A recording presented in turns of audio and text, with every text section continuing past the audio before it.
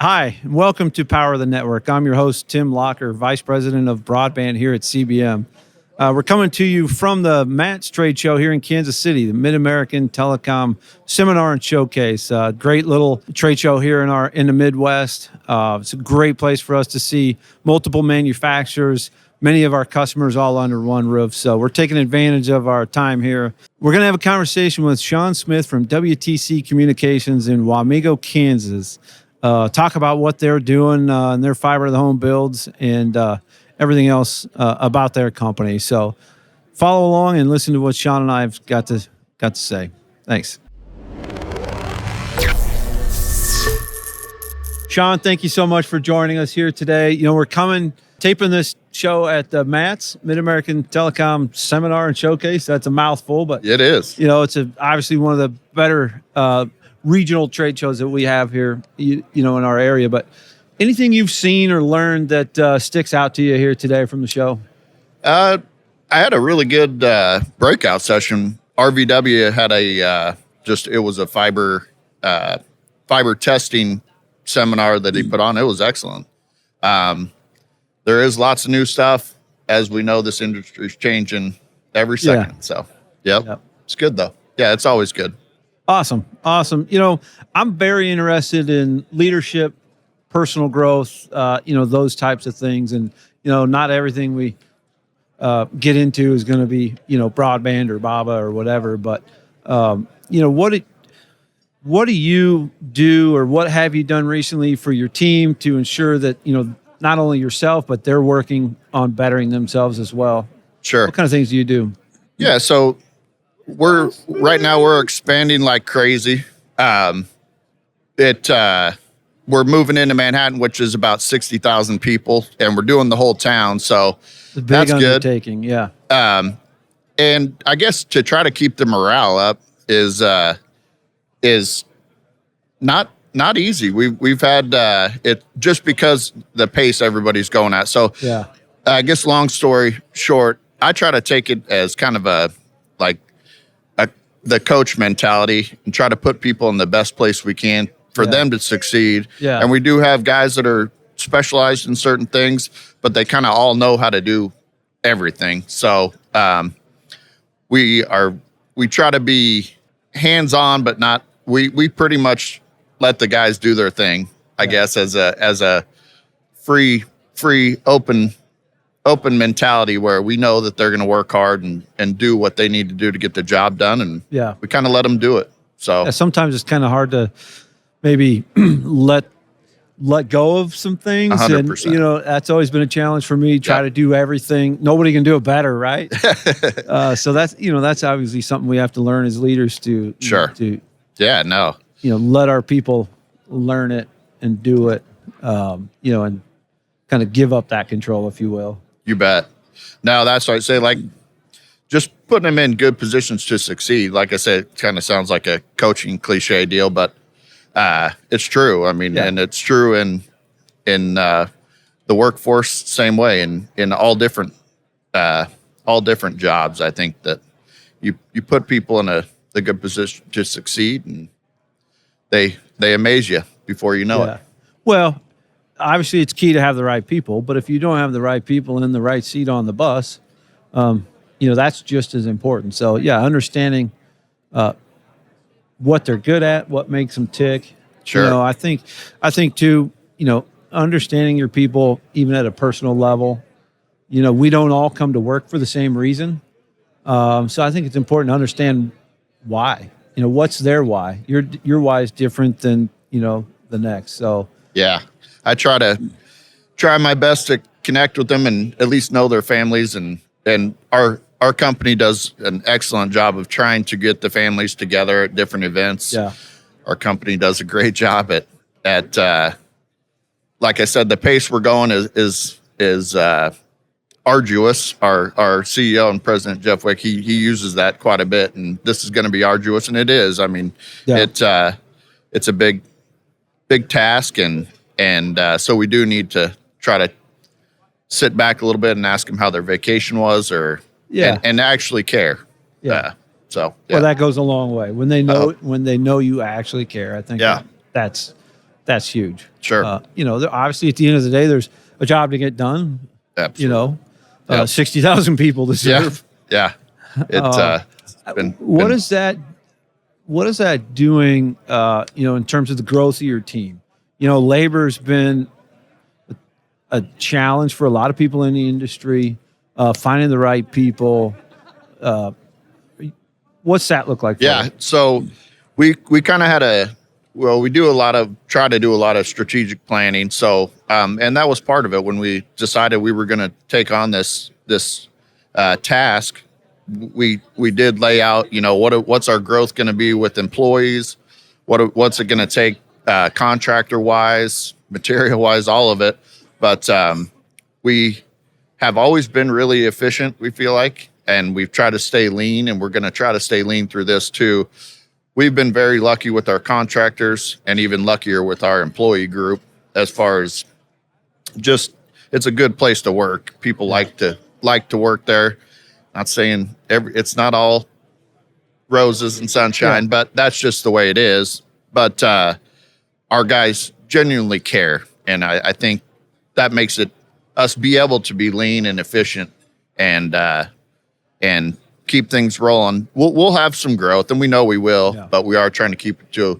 So prior to this big project where you're adding so many new customers, how many customers did you serve prior to that? Yeah, so in the last probably, I'd have to just thinking back, we're up to almost 13,000 subscribers now, and 10 years ago we were probably around the 4,000 mark. So it's been a growth model for a while, but you're talking about quadrupling the size. Correct. Yes. And so that has a lot of challenges that come with it, but we feel like we do have the people in the right spot to be able to take care of it. And it's challenging, but it's also fun to try to solve problems, I guess, and figure out how we're going to make it work, because we're going to make it work. So what's been one of the biggest challenges so far?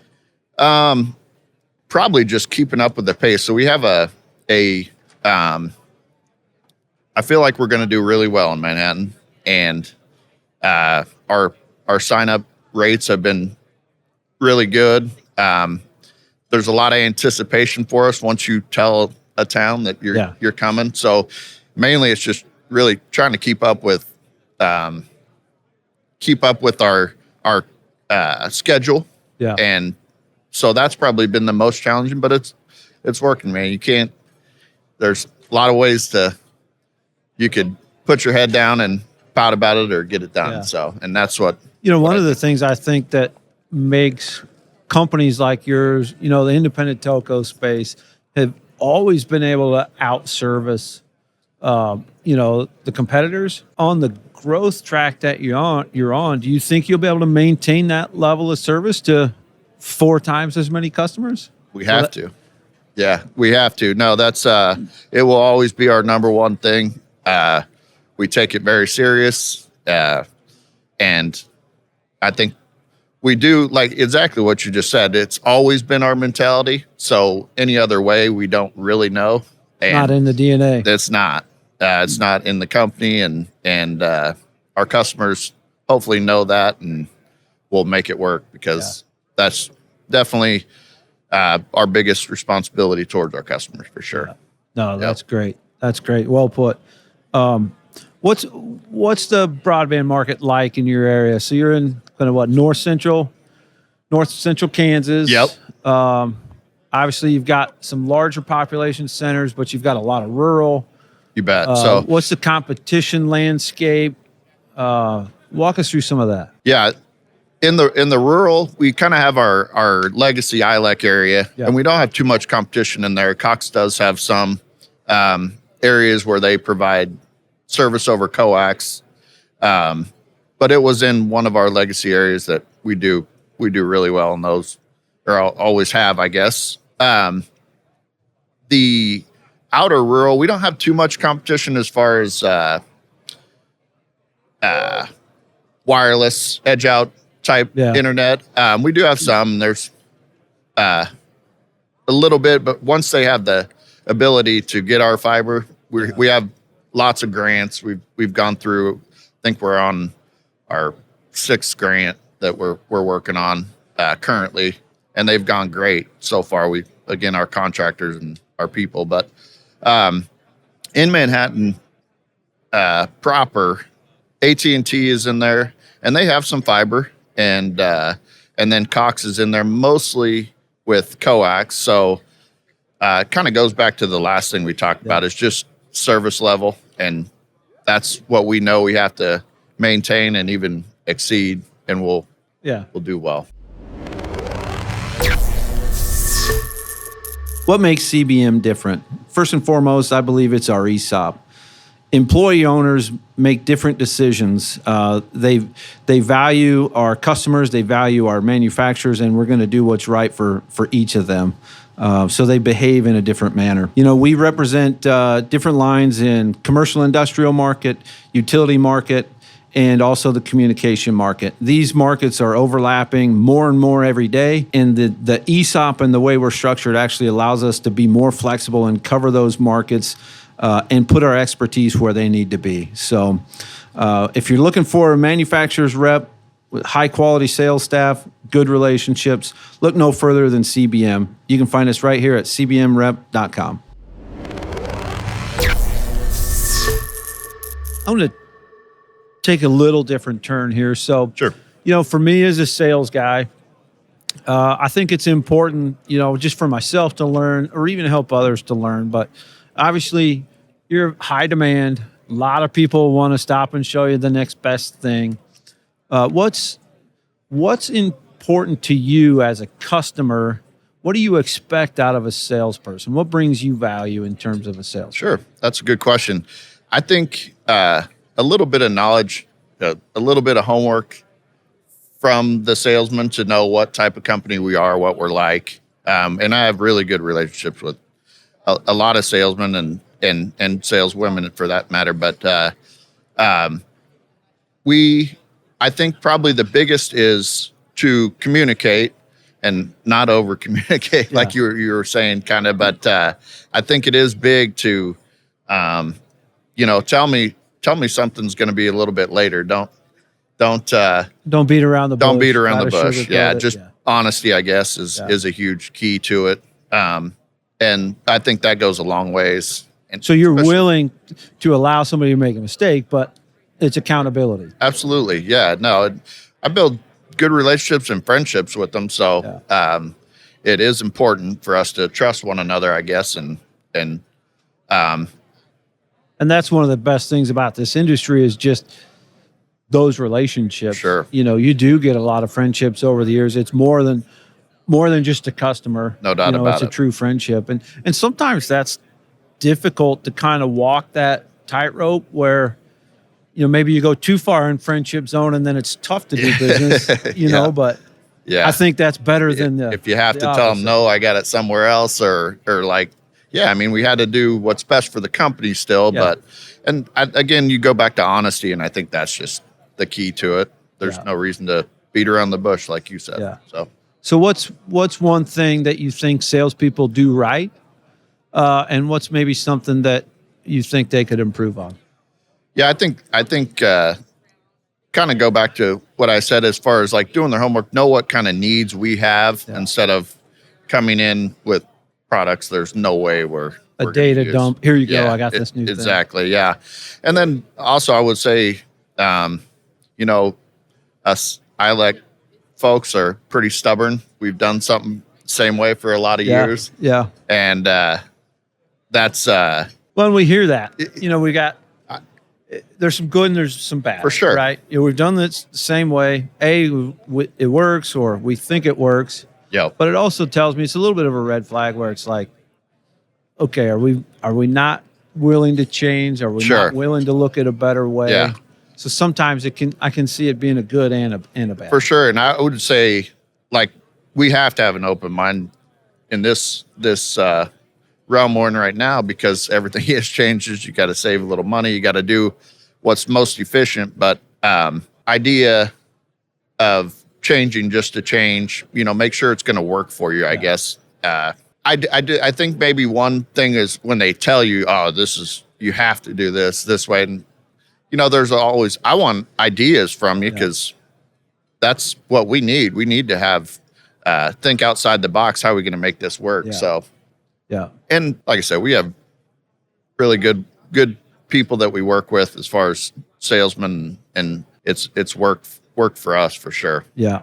Now, I mean, we see a lot on LinkedIn from WTC Communications, and talk about your marketing team. They put out some really good stuff. Give them a little shout out if you would. I will, absolutely. They are phenomenal. They work their tails off, and it's obviously shows in our penetration rates and just the knowledge that people already have of us before we step in the door or we get in their yard to put the plow in the ground or the drill in the ground.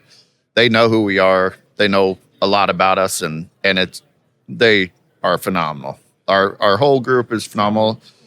Marketing, they you do a lot of community events, tons, investing back in in your small towns and the community. Sure. And I think that's, ultimately what what drives business and why people trust you. Thinking outside the box, and how many other companies like ours go and have a food truck. We are doing it for a sign-up event, but it's more them getting to know us and trust us that we're going to do it. It's they've done so many things thinking outside the box. I love those guys. So that's great. So you've been with WTC almost 19 years. Anywhere prior to that? I did electrical work before. And then actually I started on the plow crew. There was just two of us, and it was like that.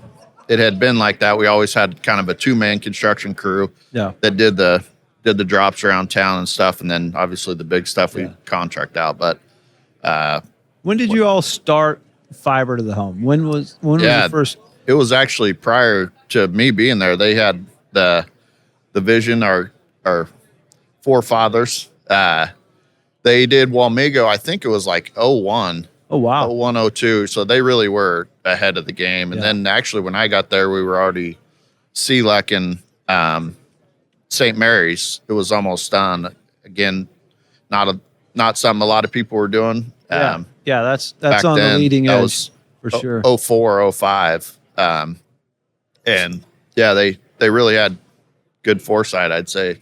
So in 20 years of, offering that fiber to the home service, what is one thing that you thought would change that hasn't? It's a good question.